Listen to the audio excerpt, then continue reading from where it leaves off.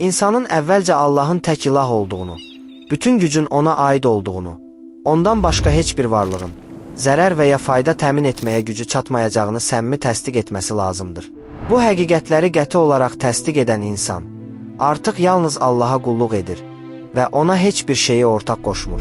Allah insanlara şirkdən xilas olmaq üçün tamamilə özünə yönəlməsini söyləmişdir. Qovulmuş şeytandan Allaha sığınıram. Əksinə, yalnız ona yalvaracaqsınız. Əgər o diləyərsə, yalvardığınız şeyi dəf edər və siz də Allaha şərik qoşduqlarınızı unudarsınız. Ənam surəsi 41-ci ayə.